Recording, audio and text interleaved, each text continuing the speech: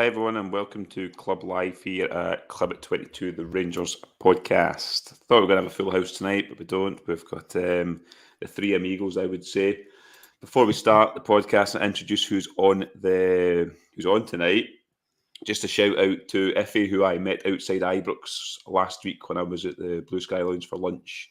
Said some very kind comments about the podcast and us lads as well, and he does listen every Friday, so it was good to meet him and his young son as well. So shout out to him.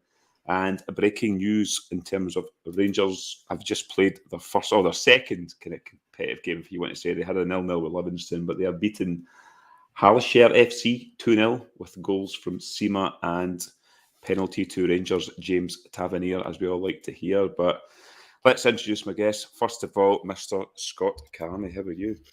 I'm good, mate. Good evening, everybody. Yes, good to be here, mate. It's football's nearly back, mate. Football's nearly back, and as usual, we've got a packed show to get into, mate. A lot of things to get through. So, yes, hello, everybody.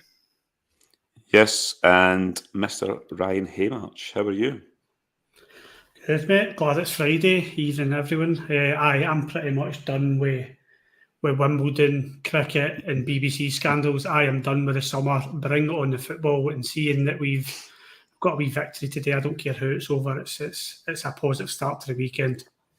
Yes, talking about victories, and not the victory I just said in terms of Rangers winning 2-0 today. There's the victory off the field. The transition. That was like good. Ryan was looking for a transition site and another one. So there we go. No, the long-running dispute with the SPFL and the cinch in terms of the sponsorship, conflict of interest, you want to say. The SPFL have had to pay Rangers compensation and release an apology. So I'm not going to go into it, but Carney, I know I've literally just looked into it coming in at work there. I know you've had a chance to have a look at it. So what's your thoughts on it? Absolute embarrassment once again from Doncaster and the SPFL. Yes, it's an absolute joke, mate. But Rangers have won it, and probably quite rightly so. This is it's shambolic of the highest order. Honestly, I've got no idea why the rest of Scottish football is allowing this absolute charlatan of a man to just make Scottish football an even bigger laughingstock. Rangers have rightly won, mate. I don't understand the thinking behind what Doncaster was doing in the first place. Park was quite right to do what he done, and now he's ended up with egg completely all over his face. Doncaster looks very, very silly in this situation. I don't know how he survives this. I hope he does not survive this. It's time for him to go. We can't continue on like this.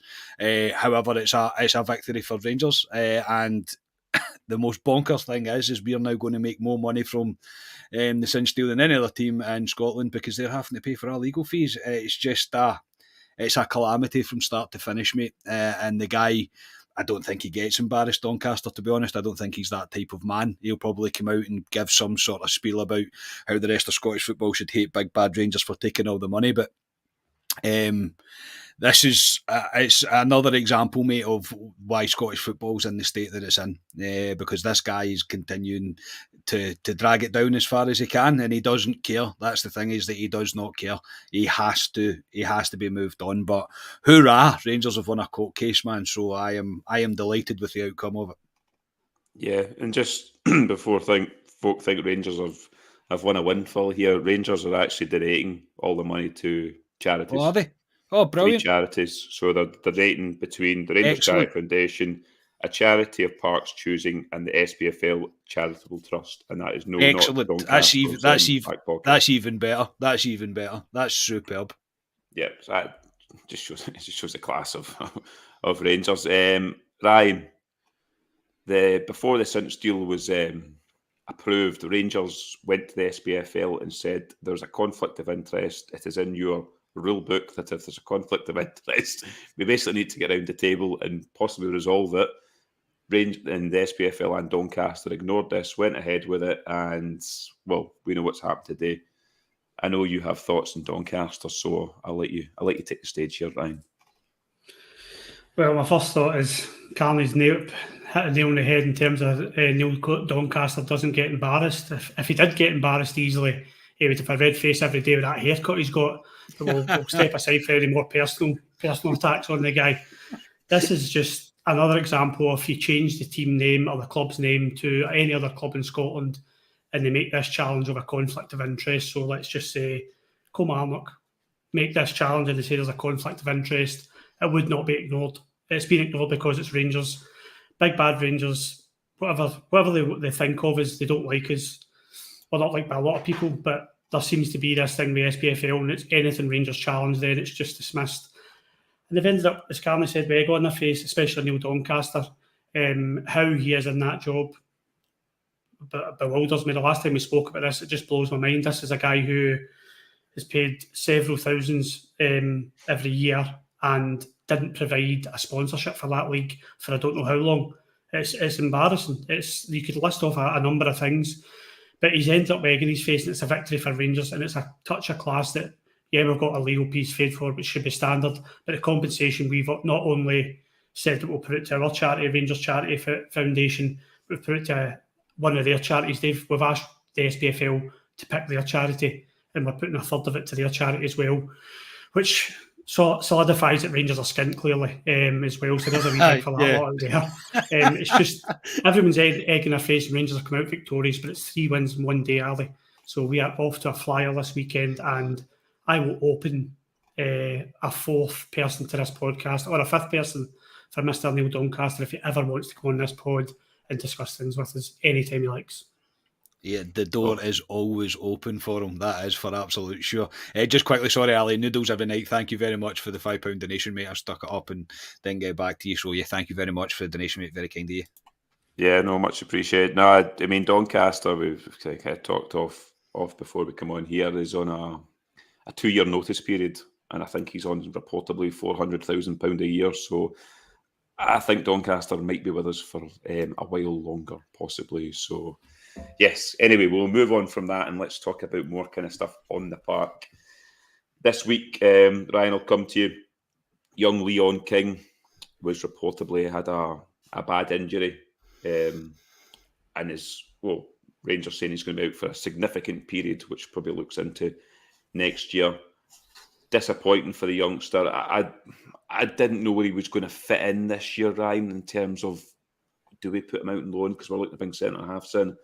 So your thoughts on him, and also the return of Mr. Leon Balogun on a 1-year deal, left QPR in the summer, 35 years of age. He played for us obviously for 2 years.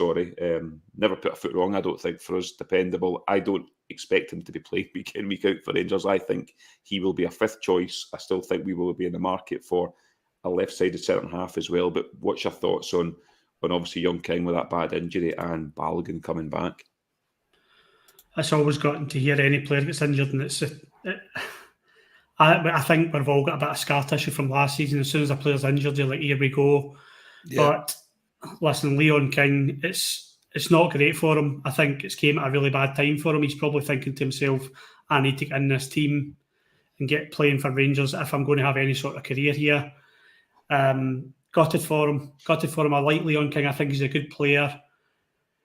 If I'm looking at Rangers going forward and being a bit selfish, is he the level of player that we need to be where we want to be and start bringing trophies home? I am not sure, Ali. I don't know if Leon King has got that level in him. I've seen enough of him that I think he's a good player, and he might have been a utility player for us.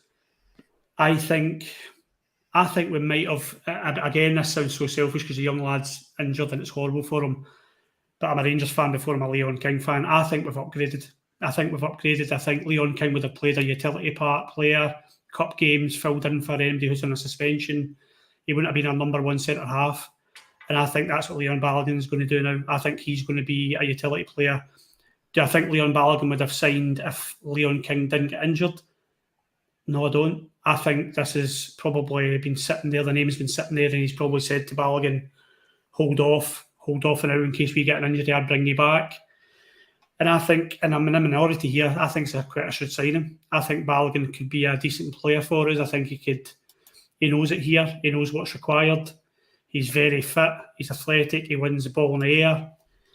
And I got Scotia to put in the chat during the week.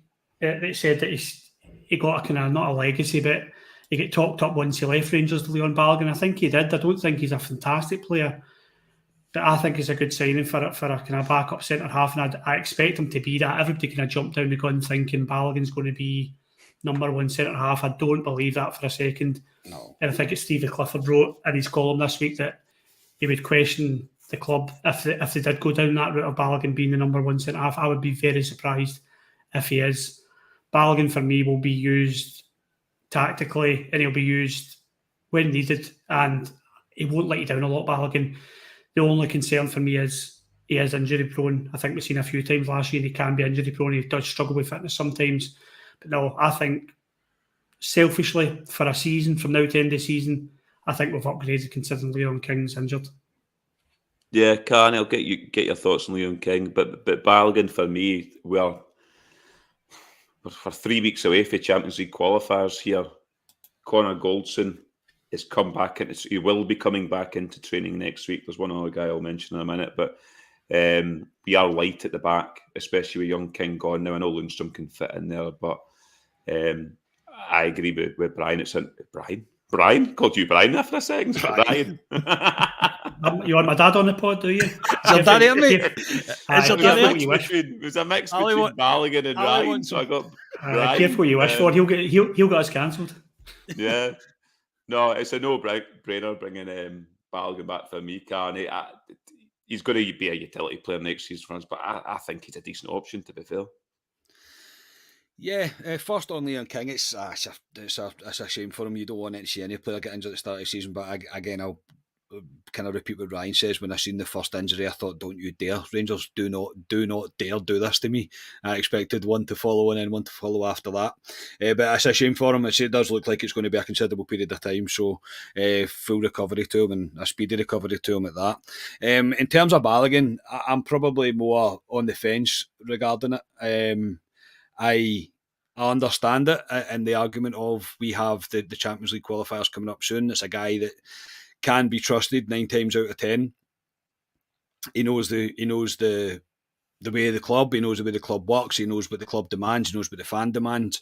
And he's an overall good guy. I get it. He's a solid enough defender. Was I underwhelmed when the signing happened? Yes, I was, and I won't lie. I was like, really, Balogun? Like, really? Is there nobody else? However, again, you always do have to kind of caveat it with, well, Beale has to pick someone that you trust for that position. Look, be under no illusions, Balogun's not coming here. Balogun is now the 5th choice centre half that we have at this club. Do you know what I mean? So he's not going to be kind of fighting for positions, I wouldn't imagine. Or 4th choice, is that right? 4th choice, yeah, 4th choice. He's not going to be fighting for position. I wouldn't have thought he's there if required. He's came on the cheap. It's a good bit of business. I don't think you can really complain about the business that Beale's went out and done there.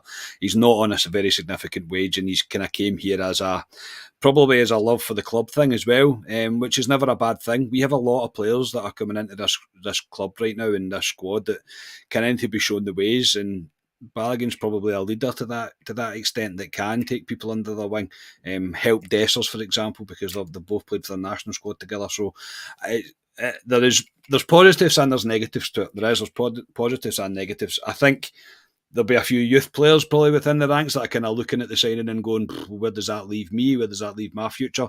But we all know that next year is absolutely critical that we win the league. So I can understand it to a certain extent. But I say I'm kind of 50-50 with it. I get it, but as you have said, I don't expect to see him play very many games. And if he does play a lot of games, then you would be worried. You'd be worried. Either that or we're going through another injury crisis like we did last year, and touch wood, I hope that does not happen again. Can I just say, Ali, as well, I don't think Calman said it, but what I mean with Leon King is that I'm not, somebody in the comments said, Ryan's writing him off, he's only 19. I think everybody knows. Everybody knows that I love nothing more than seeing young boys come through at Rangers. What I'm saying from a selfish point of view is I want 3 trophies this year, minimum 3 trophies this year. And I think Leon King, if he's fit just now, I don't think he's ready to play for Rangers at centre half. That's what I don't think he's ready. Whether he would go out on loan and play for a team this season, or he would maybe play a very small bit part. I just think where we want to be, Rangers want to win trophies and win the 3 of those trophies this season. I don't think Leon King is at that level to play at that level. So for me, Leon Balogun is an upgrade. Yeah, so I'm not writing him off. I get that. No, I get that argument, mate. I do. I understand it. You see, even people saying to me they can't see the negative. I only seen the negative in it because probably the age that he is. I think that's the only thing that I can really think is negative, and I'm always a wee bit dubious of a player coming back. I'm always like that. I'm always a wee bit like, oh, is that the right thing to do? Is it not better to go freshness? But it's probably an emergency signing in the situation that Beale's been put in with King becoming injured. I don't think if King was injured, this would ever have happened. But he's went and he's done it and it's happened. So yeah, I mean, welcome back, Leon. It's good to see him. He's a good big lad, and but as I don't think Rangers are finished recruiting in the defence. I think there's still definitely more to come. Yeah, no, I think the only way we brought Balogun back is because obviously the injury to young King, and also I had Jamie Lowe there, and also in terms of spending money, we were never going to go out and spend money in our centre half when Leon King get injured because we need to offload players right now. We're in a position now where we need to offload and bring money in before we can start bringing a left-sided centre half, which we'll know we need to bring in, but I think the left-sided centre-half could run into when we kick off in the season. Because you look at the window, it's open for quite a long time. We need to get rid of players. And one player, Ryan, that looks like he's on his way is your man, Antonio Colak, away to Scotia's side of the world in terms of Italy. Scotia loves his Italian football, but away to Parma in a reported €2.5 million deal. Looks like Rangers are pretty much getting their money back plus a wee bit more. What's your thoughts on Big Colak going? Disappointed? Yeah, I'll be honest, I'm disappointed, but I completely understand it. I think it's been obvious that Colak doesn't fit, shall we say, Michael Beale's system, having a football cliche. Colak's a great player. I think he's a fantastic player. He's always keen. You see him on the pitch, he's always keen to run about. He wants to get in the right areas to score goals. You can see he enjoyed playing for Rangers. He hit the ground running. It was exactly what we needed to give Morelos a kick up the backside. When we needed a striker at the beginning of last season, Alfredo Morelos was nowhere to be seen, reporting back late, unfit. And Colak stepped up and he got us in the Champions League after, ironically, putting us out of the Champions League. But I thought he was a great striker for us. Short-lived, yeah. Unfortunately got an injury. When he came back, he didn't look as sharp. But what did he score? 14, 15 goals last year, Ali? I don't think that's a bad return considering he was injured and it was his first season at a big club like Rangers. I don't understand the criticism he gets. I see a lot of people on Rangers Twitter and I need to stop taking that as legit opinion. But I don't understand the criticism he gets, but it's wise business from Rangers getting some money in for him and getting above what we paid for because he has had a good season. There's no taking that away from him. And I think he'll be happy to go as well if he's not part of the plans or not first choice. I know how disappointed he was that he didn't get in the Croatia squad, and I think that's important to Colak. So he definitely goes my best wishes, and I was fond of Colak. I just thought he was a really good player, mate. But it looks like we are upgrading. It looks like we are trying something completely different up front. So I'm excited to see it. And as I said, I'm a Rangers fan before I'm any player fan. So good luck, Antonio, is what my message would be. Yeah. Carney, Antonio Colak, unfortunate for Antonio Colak is he's fallen way down the pecking order in terms of strikers. I think you're possibly the same camp as me. Kemar Roof, I think, is ahead of Colak in terms of who Michael Beale fancies. I have seen Kemar Roof in these training videos out in Germany, lashing the ball in the back of the net. He looks fit. I'll wait till I see him in the park, but he's above him. But it's a pity for Colak because he started his Rangers career really well, got an injury, didn't really recover from it in terms of when he came back and when Beale came in as a manager. And it's been unfortunate for him, but ultimately, I don't think Michael Beale fancies him. I agree. I don't think Beale fancies him at all. I think you can tell by the recruitment that he's not really high up the pecking order. We don't go out and spend that money on Dessers the way we do if Colak's really got a chance of being our number one striker. And unfortunately, sometimes that's what happens in football. I win nothing against Colak, I really don't. I think he done a great job for us when he first came in. The purple patch he hit was tremendous. He was scoring for fun, but he did lose his way, and he almost got sucked into the old footballing cliche of trying too hard when he was getting his opportunity, and it wasn't quite coming. It wasn't his natural kind of self the way he was at the start. Look, I know time's going to tell, but based on what we've recruited and who we've recruited and looking into them, I think we've upgraded. I think we've moved past Colak, and we've got a better option now. I wish nothing but the best for the guy. I really do. I think it's one of the ones you kind of feel sorry for, because there's nothing particularly that he's done wrong. We got a good return out of him, even with an injury spell, but again, sometimes new managers come in, new managers don't fancy, and unfortunately it looks like that's what's happened to Colak. Look, as well, he's going to have had an honest conversation with Beale. Beale's going to have said, I can't promise you first team football. And again, I harp back to my first comment that we don't spend that money on Dessers if Colak was going to be our number 9 going forward. So ultimately that's the way it's fell. And I think the move to Parma, I don't know very much about Parma nowadays, apart from days of old when we used to play them in the Champions League, but I don't really follow Parma at all, so I can't say anything about them. But I mean, $2.5 million return for them, that's probably about right. I would be pretty chuffed to see him go for that, and we would go with our best wishes. There's absolutely no doubt about it. Unfortunately, I just think with the way that we've recruited, I think we've upgraded in his particular area, and he's going to fall down the pecking order. Look, as well, with Kemar Roof's fit, firing, if Kemar Roof's fit and firing, for God's sake, every time I say things like that, I'm like, check yourself, Scott. But he's going to play ahead of Colak every day of the week. He really is. It's as simple as that, because ultimately he's a better football player than him. So, yeah, but good luck to Big Tony, honestly. Big Tony Goals. It's a great name, an absolutely fantastic name. But yeah, good luck to him. Yeah. And sticking with you, Carney, another man changed his Instagram profile recently, or Twitter, whatever it was. The man from Zambia, Fashion Sakala, your favourite ever Rangers player, your favourite ever to grace the blue jersey, is reportedly off to Saudi for £4 million. Now, I've said I'd keep Sakala. I said earlier on I would keep Sakala as a squad player.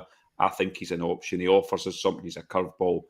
But then I did say, but if somebody comes in with an offer of round about what we're talking here, I would move him on. If this is the case and Sakala leaves for £4 million, I know you'll be delighted, and it's a good bit of business for Rangers. Yeah, I wouldn't say I'd be delighted, mate. I know I don't want to go down it. Mate, see for £4 million generally, and I'll get ripped in the comments, I'll carry him to Saudi for £4 million, literally. But look, it's based on his stats alone. Like, his stats last season it's a good return. You can't really argue with them. But I will not miss the Willie won't he score or get it on target thing, or go in the right direction or stay on side. I won't miss any of that. £4 million, I don't think Rangers can be complaining at all at that if we manage to get £4 million for him to go to Saudi and move him on. He's another one that, again, I don't hate the guy. I've got nothing against the guy at all, but ultimately I just don't think he's good enough for Rangers. It's far too frustrating to watch him, in my opinion. I'm never happy to see players move on, but for that kind of money, it's a no-brainer for me. I mean, absolutely no-brainer at all. I mean, he's going to go there, he's going to make his money that he needs to make for his living over the next, I don't know what he'll be on over there, something absolutely astronomical, I would imagine, something ridiculous. I'd not see somebody's getting paid like $700,000 a week or something like that. I can't remember. I've seen somebody, was it Jordan Henderson or something, that's like $700,000 a week. I mean, what is that? That's just ludicrous stuff, man. It really is. But in terms of Sakala, I would be happy enough to see him move on. I think we can do better than Fashion Sakala. Great, tremendous song though. Tremendous song. It really is a great song. But for me, I think we can do better. And for £4 million, as I say, I would probably carry him to Saudi Arabia, mate, to be honest. It's just one of those players that I never could really fully take to, mate. And it happens. It just happens from time to time. I won't miss the he's going to miss, or he's not going to hit the ball correctly, or he's going to scuff it wide, or he's going to put it in Rose Ed. I won't miss that. Sorry, Fashion, if you're watching. Yeah, Ryan, it's I don't know what I'm going to do on my Saturday nights now, because Ryan sits in his house every Saturday night waiting for me to get the Waka Waka on for him so I can sing it down the phone to him. But if Sakala goes, that's gone, Ryan. There needs to be another song for us on a Saturday night. But what's your thoughts on the man for Zambia possibly departing to Saudi Arabia? Well, firstly, my thoughts are thanks for disclosing that I sit in on a Saturday night every week, Alistair. That's great. Cheers for that. Aye, no, I do things like I've got jigsaws there and crosswords, so I do get on with it. This is a hard one because I wouldn't have really batted an eyelid before, but now I feel as if Colak and Sakala both go tomorrow morning, you've lost 30 goals. I run about 30 goals, and that needs to be replaced. And I know we've signed Lammers and etc. and Sima and Dessers, but there's 30 goals there that need to be replaced and then some. So that's I've just got a wee bit of concern that we're doing that, and that's where I'm hopefully that if he is away and Colak are away, that we are going to use the money to sign who we're going to sign, who we're going to speak about shortly. But Sakala's one of these players that I would come away from Ibrox and I couldn't stand him. I was like, why am I not in the pitch instead of him? Why did I not? How did he make it as a footballer? And then I would walk away and I think he's an enigma. He can be brilliant 1 minute and terrible the next, and plays with a smile on his face, always tries his hardest. And his stats are there, but listen, if we're going to make money off him, which it looks as if we are, then I think it's a no-brainer that you let him go. I just can't wait to see him, and this will happen. He will upstage the likes of Ronaldo one game, and you'll see it all over Twitter, and you'll be like, aye, he's got that in him. He's got that one game or one bit of magic in him, but it's the 1,000 other open nets and etc. that you will not see on Twitter. But if he goes, he's another player that I'd wish all the best. I think Sakala always tried his best, but possibly falls into the bracket of not quite good enough. Yeah, and to be honest, if it is reportedly 4 million, we've moaned at the Rangers board for years that we don't move players on at the right time. We have to take the money for a guy that can we depend on him for any 90-minute game? No, we can't. He's good in fits and starts, but I think you make a great point because we'll look top heavy at the moment. If Sakala doesn't get much game time next season, because he got a lot of game time last year, if he doesn't get much game time, his value is going to plummet. So I think you make a great point there. It's probably straight with iron is hot, and if we've got an offer on the table, then accept it. Yeah, exactly. It gives us more money in the kitty to potentially bring somebody that I'm going to come on to speak to. But before we come on to just quickly wait before you do that, just have to say thank you to a certain person's mother for becoming a Club at 22 coffee buying legend. Yes, Alistair, that's your mother. Is that my mum? She doesn't even know how to do it. So I don't know. She has managed to do it. Christ. That's fantastic. That's impressive. Well Thank you very much, Mum, for becoming a Club at 22 member. Yeah. Yes, but before we come on to my favourite part of the show, one other guy that I forgot to put in the group chat when we're doing the agenda tonight, just before we come on to it, Ryan, I'll stay with you. Robbie McCrory has indicated this week that he wants to leave the club. I feel sorry for him to a point because he did nothing wrong last season, but Jack Butland's come in. Jack Butland is the Rangers' number one going forward. Robbie McCrory doesn't want to be number two next season, and he wants to go out and look for first team football, and he's well within his rights. Rangers want to keep him, but they're going to sell him. So it's unfortunate for us, but good for the lad that he wants to go out and play first team football. Yeah, I think not before time as well. I'd imagine Robbie McCrory has been asking Rangers what the plan is for him and his Rangers future for a while, because we can't just keep putting young boys out on loan and then just kind of dangling the carrot in front of them and saying, oh, you might get first team football. No, you're not getting it. Robbie McCrory's he's an established young man now. He's ready to play first team football. Stepped in for us. I thought he looked great. It was a game at Hibs and people were criticising him because he kind of dropped on it across, or he looked a bit shaky. Happens to every goalkeeper across the world. That for me, people make mistakes. Robbie McCrory will be a great goalkeeper for someone one day, but I've had this thing at the back of my head. I don't know why. not seen enough of him, but I've had this thing at the back of my head for a while that he was not going to be Rangers number one. I did watch him in a game a few years ago now. I think it was Livingston versus Celtic. They played for Livingston at the time, and he didn't have a great game, and I think that's always stuck in the back of my head. But listen, Bobby McCrory's probably had this conversation with Rangers, as I said, umpteen times, hoping he's going to be Rangers number one. But finally, thankfully, someone's told him, no, we're going another direction, and maybe you don't want to be number one, or maybe you want to be on the bench this season. I'm glad he's leaving for him more than anything. But it does pose the question to whether we have significant backup, whether do we need to dip into the market again for a goalkeeper. I don't know, but Robbie McCrory, he'll be a good keeper for someone. I'd expect him to stay in the SPFL and be a goalkeeper for someone, because I think he's played for Scotland for under 21s for a few years now. I think he's been their number one, so he'll get snapped up from someone, I'd imagine. If not, he'll get a decent club down in England. So another one where, consistent theme here, I wish him all the best, because he's been a good servant when called upon, Ali.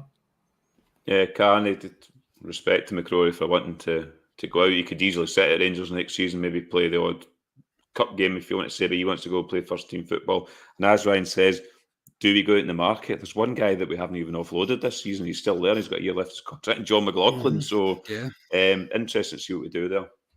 Yeah, just quickly, Dundee Taylor, thank you very much for the coffee, mate. I just came through. Thank you so much, mate. Really do appreciate that. I kind of feel bad for McCrory in a sense, because, I mean, how much more was he? How much longer could he possibly wait before he was going to get his actual chance? I do think, look, I know hindsight's a wonderful thing, and when Beale came in and the season was fundamentally over, if not mathematically, but from that point, we were all saying it. We should be playing McCrory. We should be looking at the future. We should be seeing what McCrory has for a long period of time. I don't think he was rewarded enough time in the first team. I don't think he's a bad keeper. I think he's a decent keeper. I think he'll do a job. I think he'll do a job just fine for another team. He's also at the point as well, though, that he is at the age where he's going to want to be the number one and not be the number two. We've not brought Butland here on the wage that he is to be sitting in the stands or to be sitting on the bench. So yeah, as I say, it's a wee bit bittersweet for me, because I think it's almost a shame on him. It really is the way things have happened. Again, another one that's kind of fell victim probably to a new manager coming in, new ideas, etc. But again, I wouldn't wish him any harm. I wish him nothing but success in the future. And also, I think it was David Edgar that mentioned in Heart and Hand, and it was a point that I thought that's a very good point. Was you, as a goalkeeper, you don't want to be known as only a number two. You want to be able to play. Do you know what I mean? Like, see, for John McLaughlin now, for example, he's never really going to be a first team keeper. Obviously the age as well that he's getting to, but he's never going to be a first keeper anymore. He's never going to be the number one. McCrory is probably not wanting to fall into that bracket. As a goalkeeper, he's probably got at least 10 years ahead of him to go and still play football. So it's not as if he's not at the end, if you like. It's not as if it's the end of the road for him. Maybe even at Rangers, I don't know. There could be a future for him down the line. We don't know. But I think realistically, we can't be any sort of annoyed at McCrory for wanting to play football. I think if we are going to now let him leave, we're going to have to recruit a number two, because McLaughlin is not the number two. We all know McLaughlin's not the number two, so he's the number three at best. So I would expect Rangers to then go and invest in a goalkeeper. It's becoming an expensive window, this, but it's necessary. I have no danger in my mind if McCrory goes that Rangers will need to recruit another keeper. Oh, he's great point in the chat, about somebody made quite a few guys in the chat made a point about McCrory being a homegrown player. So that's losing one of your homegrown players, which I think we must be on the kind of borderline for. I know we need Scotia for this, but we must be on the borderline in terms of homegrown players. Yeah, we'll get into the chat with Scotia and see what that is. He's got no doubt got a spreadsheet in that. But before we get on to the chat of Ryan's favourite discussion of Brazilians, it is time for a word from our sponsors. Hey. If you haven't heard already, it's Smooth Sack Summer. That's right. This is the summer to keep your balls cool while still looking hot with Manscaped. The leader and below the waist grooming are making sure we all have a ball this summer by giving our partners everything they need to stay fresh. Dive headfirst into smooth sack summer by going to manscaped.com for 20% off and free shipping with our code CLUB@22. The Manscaped Performance Package 4.0 has everything you need to prepare that summer bod. They have built the ultimate grooming bundle for your summer grooming. Now that you have the perfect haircut, use Manscaped liquid formulations to keep that freshness. Most importantly, use the crop preserver ball deodorant to stay cool in the heat. That is Scotia's favourite. With a soothing aloe vera formulation and the best of the business for below the waist freshness, and this clear dyeing formula will keep looking good while smelling good. Get 20% off and free shipping with the code CLUB@22 at manscaped.com. That's 20% off and free shipping with the code CLUB@22 at manscaped.com. It's smooth sack summer, boys. Get on board or get left behind. Your balls will thank you. I bet you Papa never Bear. thought. I thought you would never. I bet you thought you would never say smooth sack summer, mate, in your life. No. Excellent. Yeah, Papa Bear appreciating that transition, mate. He's appreciating your transition. I had a wee read of it before I did was it going tonight, to, just in well, case Carney slotted a wee word in there. Yeah. Well, I told you it was going to be a new one. So there is going to be a further new one as well, hopefully next week. By then, so we're just waiting for some Manscaped products to come through, and then we'll move over to there. But yeah, I did honestly smooth sack summer. I was like, that's incredible, and Ali gets to read it. It's just perfect. But no, thank you, Manscaped. Very much appreciated. Yes, thank you, Manscaped. I really love this. It's a hard one to read out sometimes with all Yeah, I the words know. jumbled up. You think your head's going, that doesn't sound right, but it's you just. Well, the thing is we read the Weed Whacker out for a good while. Like the Weed Whacker was, I think that was nearly 2 months. I think so. You were almost getting used to that. You were almost getting used to what the spiel was. So yeah, this one, I had a laugh picking and choosing what bits I was going to put into it, mate. I'm not going to lie. Yeah. So moving on to players. Obviously, we've talked about players going out. I was going to talk about other players that we might offload, but I'll talk about. We might as well move on from that smooth transition to Brazilians. Ryan Danilo, reportedly we're back in with him again. This isn't going away. This one, the guy's out, similar to Cifuentes, basically saying he wants to come. If we get, or it looks like we're getting $2.5 million for Colak and reportedly $4 million for Sakala, we will need somebody up at that top line. Danilo looks like we should have the money to purchase him. What's your thought on him? I know you love Brazilians. I bet he does. Yes, well, we'll just keep that clean. I think that I'm struggling to get excited because I don't want to get excited. I don't want to get excited in case this doesn't happen. Of course, it'd be a fantastic signing. He seems to be banging them in, or at least he's been on Twitter, my Twitter feed a few times, scoring goals for Feyenoord in their pre-seasons. A Brazilian striker. I've waited for it since Jardel. I was there that day when Jardel stood up in the box and was welcomed as a Rangers signing. I think his wife was probably one of my first crushes. Her and Carol Smiley, I think, was the two ones for me. But I've been waiting for a Brazilian striker for a long time, and he could be the one. But I'm scared to get excited, Ali. I'm scared to get excited because it's kind of that way. It's similar to when Stefan Gievart signed for us. When Stefan Gievart signed, I thought that's the finishing piece of the jigsaw. We are ready to take Europe by storm. And I feel as if Danilo signed, I would be super excited to see what's going to happen this season. But yeah, it's exciting. It is exciting. There's no doubt about it. A Brazilian striker who seems to be a very good player. And listen, I would take it in 2 seconds. I'm hoping that Rangers do the business here and it's not just Twitter talk. It seems to be picking up pace. But yeah, it would be very exciting. But where do you put all these strikers, Ali? What formation are you playing? That's what I'm wondering. Do we just go with like 6 up top? Yeah, right. It's a good issue attack, to have. Attack. Yes, and attack. So I'm wondering if we're going to go with just 6 strikers and play the long ball. But yeah, it's exciting times to think that we could possibly be signing a striker and spending a bit of money up front, which is something we really need to do. Yeah, Karen, it's similar to the Dessers one that didn't go away, the Dessers one, and this one's still there. We thought when we signed Dessers, then the Danilo one was done. It was either one or the other, but then it came out that Rangers were still interested in him. With the news of Colak and Sakala looking like they're moving on for decent money coming to Rangers, you look at that front line now, Carney, with Dessers and possibly Danilo playing up there with the other guys round about in terms of Sima and Lammers as well. It looks an exciting front line. Yeah, I don't know if like Sima and Lammers are more going to be looked at supporting attackers. I don't know what you call it modern day now. I had no idea. Advanced midfielders, whatever, there'll be some term for it, but you know what I mean. So, and again, I think Aldo said it in the chat, and there's people saying it now that it's 3-5-2. I think it's looking more and more likely that we will be playing two up top more often than not, especially if Danilo happens. I'm the same as Ryan, though. I am very excited by this signing, if it does go through, but it is one that's not going away. And as far as I'm aware, the interest from Rangers is very much still there. It's an exciting signing. It really is. It can't not be, really. I thought Dessers was a quite exciting signing as well, but this one in particular, I would like to see happen, and I can't disagree with what you said, Ali, that it's a fantastic problem to have that we're going to have this many strikers.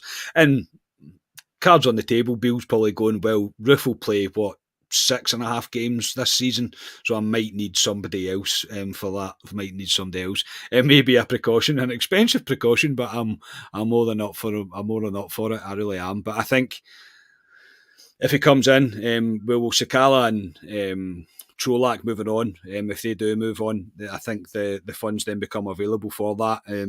And I don't think they'll be the last two to leave. So, look, I'm all for strengthening the squad as much as we can.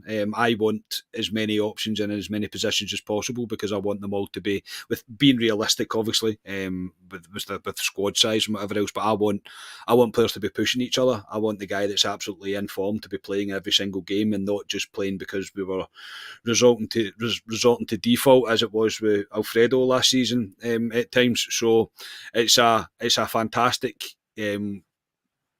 A fantastic player to be linked with. Generally, I think he would be incredible for us, and it's one that would very, very much excite me. I say a Brazilian striker. It just sounds correct. So I don't think it's going away anytime soon, and I very, very much hope it happens. And Blue Nose John's saying, "Let's go 2-2-6." Yes, let's. Let's. My man, John. Let's.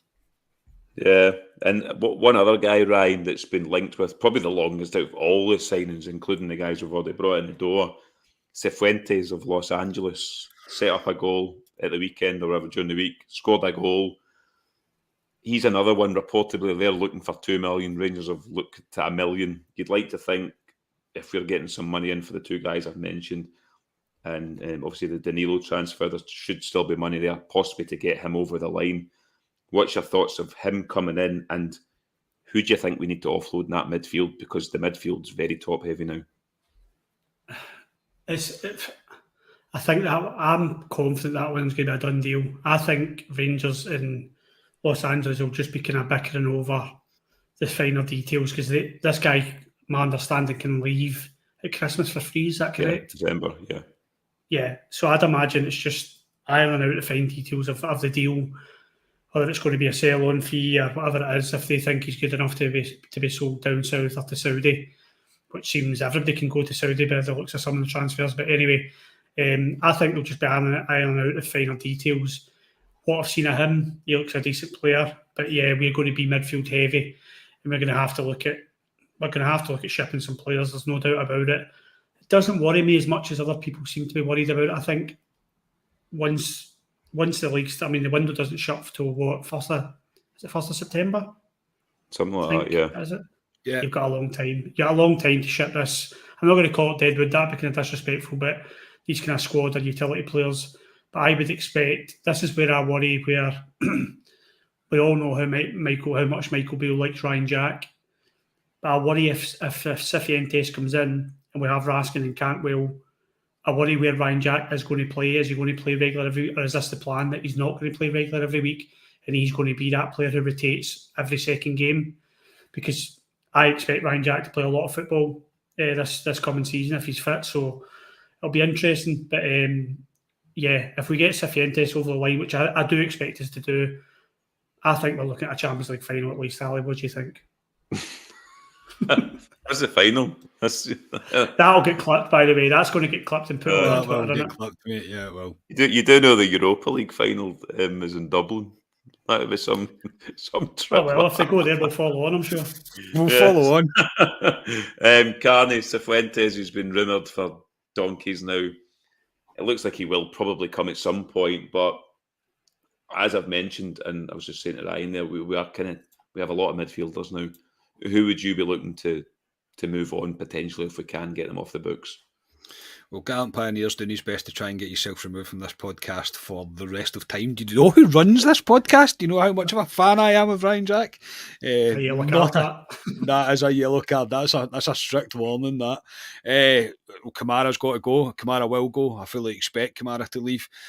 But after that, there's players that I would be not happy to see move on, but I would. But I just don't think it's really in the plans. Like Lundstrom, I think could have run his race at Rangers, but I don't see that happening.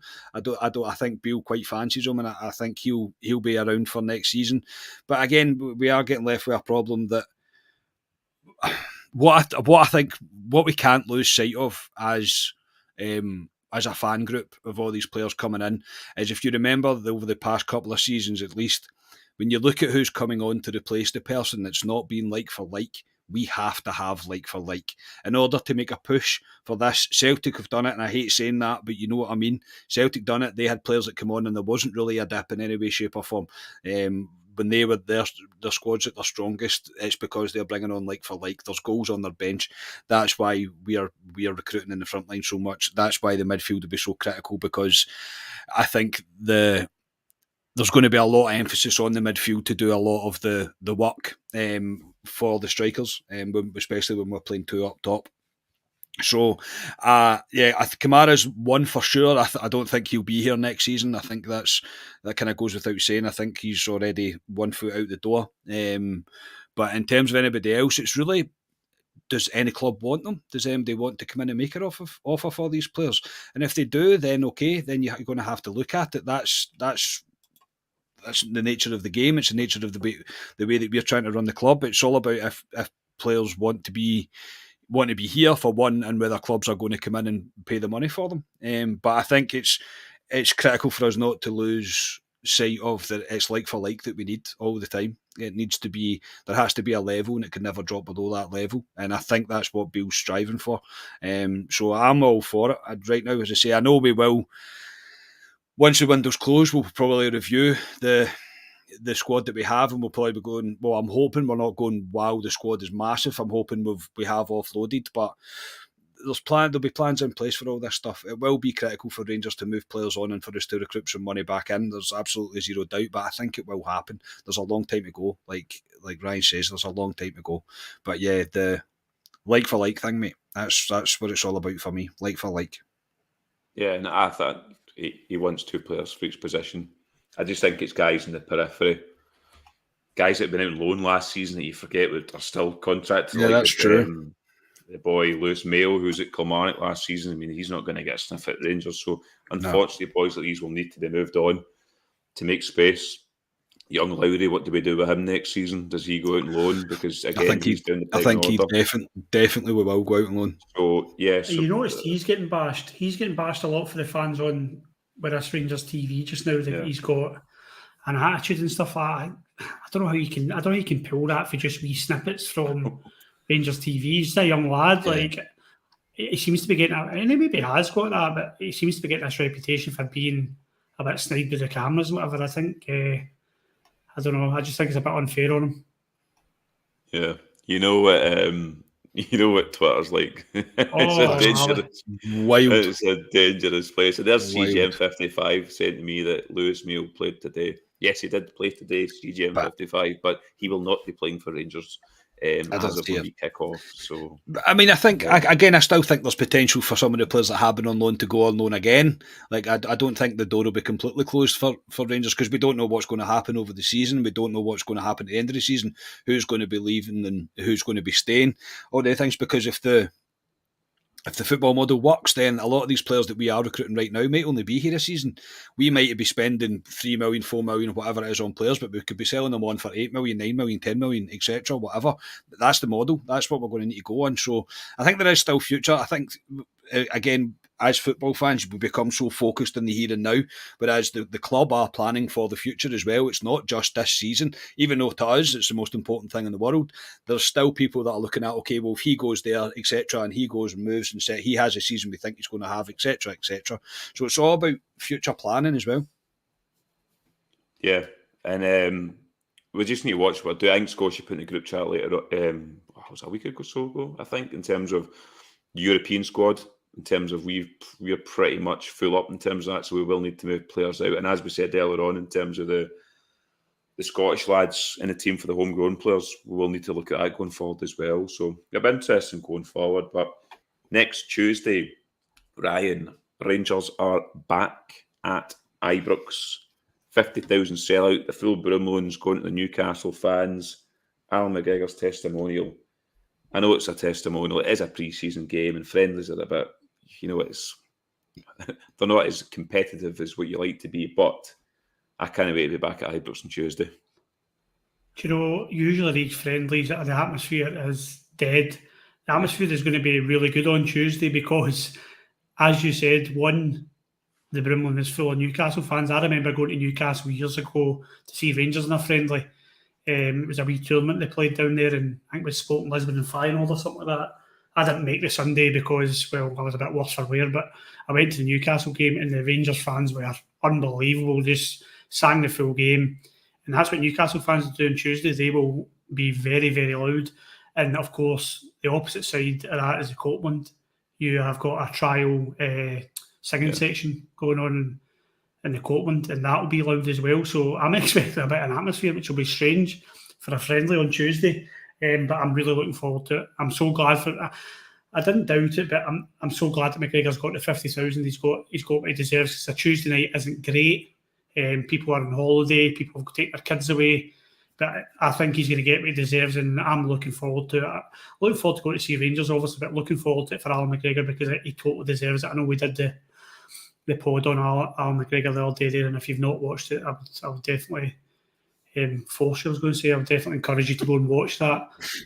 Force you? I know. I don't know why I was going to say that. That's what I do with the kids. I force them to do things. Maybe not. Don't say things like that, mate. Honest, allegedly, mate. Don't say things like that. No, God. allegedly. Sometimes prove it. Yeah. Right. But it'll be really good on Tuesday. I'm looking forward to expecting an atmosphere, and it's exactly Alan McGregor deserves. But I'm probably most looking forward to seeing a couple of these new signings, Ali, so that I can get really excited about the Champions League final. Yeah, Candy, looking at all other friendlies in terms of Hamburg and Olympiacos, there's still lots of tickets available for those games. The Hamburg game, a week on Saturday, I was looking at it the other day, there's lots. I was surprised. I thought that would be a sellout as a Saturday 3 o'clock, but there is lots of tickets available. But a Tuesday, as Ryan says, 7:45, a lot of people are on holiday, work commitments, a sellout for Alan McGregor. It's some going in it. It's incredible, mate. And I expect anything less? No, I really don't. Not by our fans, mate. Unfortunately, I won't be one of the 50,000. I can't go on Tuesday night. Number a boring reason, and I'll not get into it. But no, I won't be able to go. So I will manage to see it in the telly, but I won't be going. I'm gutted that I won't be there. To be honest, it's one of those ones that it's my own fault really initially. But I think to get 50,000 there on a Tuesday night for Al McGregor, it's the least the guy deserves. After the service that he's gave our club, I mean, come on, you can't really ask for anything less than us to show up and show our support like that. It's going to be good to see the Broomloan full of Newcastle fans. I think that's quite exciting to see, and I think there will be an atmosphere there because they'll come and make a bit of noise. I expect quite a friendly atmosphere. I expect there'll be quite a few Geordies drinking up and down Paisley Road West and Loudon, etc., and Edmondson House and whatever. So I think it will be a good mix. It'll be a good atmosphere, a fun atmosphere if you like. But no, even at that, mate, even the fact that I'll only be watching it in the house, I'm still very much looking forward to seeing it and seeing Rangers back and to give Al McGregor the send off that he thoroughly deserves. Yeah, no, I'm really looking forward to it. being part. There's 3 home games at Ibrox. There's an away trip to Hoffenheim, which 3 lads on this podcast us 3 are buzzing for. We're away to. So yes, stay tuned for. I don't know if we're going to be blogging that trip, Carly, but you never know. We will. We will. What state we'll be in, but yes, we're all looking forward to going there. That'll be a good atmosphere, a good experience. But before we go, I'm not going to ask you for your team lineup for the Newcastle game as we are back. But what I'm going to ask, as we've talked about all these new players, based on the players we have now, not Cifuentes and Danilo because they aren't in the door yet. What's your starting lineup for Rangers now, Ryan? If everyone was fit? Yes. Right. Right, Butland. Yes. Claudia Reyna right back. John Gregg centre half, yeah. Right, I'd force, if you don't get that joke, I'd force you to go and watch the previous pod. Force you to go and watch it. Right, sorry. Right, Tavernier. I'll go Goldson, Suter. Are you giving me Goldson? Yeah. Yilmaz. And I'll go... This is so difficult. I've forgotten how many players we've signed. I'll go Raskin, Sitton. I'll go Jack, Cantwell. And I'm going Lammers as a 10 and Seema and Dessers up front. Who have I forgot? Danilo. I'm playing a 1-2. So Seema, sorry. Danilo, sorry. Yeah. No, Seema, I'm playing Seema and Dessers up front and Lammers as a 10. So I'm letting my fullbacks go high, like my head. Carney. Have I forgot anything? I don't think so. I think I forgot any signs, have I? No, that's what I'll go with. He's not far off. Forgot. I'll tell you who I forgot, Ryan. You've been shouting about this guy and singing in the group chat about this guy. Kieran Dowell, and you missed him out. Shocking. Kieran Dowell. Now, that's a good point. So I'll drop Goldson and play. I don't know where I fit Dowell in. I've got a feeling Dowell's going to be good, yeah, but I'll go Lammers as a 10. Right, Carney. Yeah, I can't really disagree with that. I don't think. I think that's pretty much what I would say would be the strongest team on paper so far. Obviously, we're yet to see these guys kick a ball in a competitive game yet, but that's probably the strongest team. The only other way I could possibly see is the midfield being, I suppose, depends what game you're playing. I can't believe I'm saying it, but it would be Raskin, Cantwell, and Lawrence in the midfield with the same 3 up top. I don't think you'll be far wrong with that. I really don't think you'll be far wrong with that. So yeah, I can't really add any more than that, mate. Yeah, I was the same team, to be honest. And it's interesting that all of us have put Suter beside Goldson at the moment and not Ben Davies. Yeah, it's interesting. Even guys in comments haven't put Ben Davies. I think he's got potential to be moved on as well, to be honest. I think Suter's a better defender than him. Yeah. I do. Yeah, I know Ben Davies comes with the clout of the Premier League, but I'll be honest, I don't want to slate him, but I've been disappointed with Ben Davies on numerous occasions, especially at Ibrox a few times where players just ran through him, and I was impressed with Suter at the end of the year. So, yeah, I'd take Suter. Yeah. And Ryan will also be delighted to hear that we never said Barisic at left back, can he? I think it's time though, but it's time for Yilmaz to get. Yeah, he's got to get the chance. Look, I think if Barisic stays as well, I think he's another one that's good potential that could move. But if Barisic stays, then I think Barisic will still feature. I think games are going to suit him better than they would suit Yilmaz, for example. But I think it's now time to play Yilmaz. We can't have spent this player on the potential if we never get to see the potential flourish in front of your eyes. So. Yeah, and I will jump on the Turkish bandwagon with Ryan there and say that I think it's time for Yilmaz to get his chance. Yeah, it is. And that is us just about hit the hour mark. And it's been a quick show. It's been a good show. I've enjoyed tonight talking about new signings. Rangers are just around the corner. I can't wait. But yeah, I would like to thank everyone in the comments tonight. Everyone who's been watching us for the support. It's been brilliant. If you can like and share, tell your friends. We're on the march to 5,000 subscribers. But yeah, I would like to lastly thank my guests for coming on tonight. First of all, Scott Carney, thank you very much for tonight. Yeah, my pleasure, mate. Absolute pleasure. Yeah, just say Rangers are back, mate. So it's going good. It's going good. We're nearly there. We're nearly there. As I say, if you're going to the game on Tuesday, absolutely enjoy it. Give Alan McGregor a cheer for us all because he does thoroughly deserve it. But yeah, I'm very much looking forward to seeing the new players instead of wee clippets on Twitter, for example. I'm looking forward to seeing these players play. But yeah, thank you everybody in the chat. Thank you, coffee buyers as well, and the donation as well tonight. Thank you so much. Yes, and thank you to my mum for becoming a member as well. She's finally found out how to do that after God knows how long of asking me. So Yes, well done, Mum, doing that. Yes. And last but not least, Ryan Haymarch, thank you very much for tonight. Thank you, boys. Really enjoyed it. Aye, it's starting to get a wee bit real now that a friendly's round the corner, and we can all stop watching Sky Sports News and BBC News and whatever else is going on in the world. But I am looking forward to some Rangers content next week, and looking forward to your content, Alistair, which you can send me, as I will not be playing dominoes or crosswords tomorrow night, as I will be out for a beverage. So everyone have a good weekend. Yes, well, unfortunately this weekend, Ryan, I am working Saturday, Sunday, but I am out for a few beverages before the Newcastle game, so strap yourself in for that night. I might be texting you tomorrow night some content. Okay, strap yourself in. Roles reversed, yes. Yes, no, thank you for everyone tonight. Thank you for my guest. We have been Club at 22, the Rangers podcast, and we will see you next week.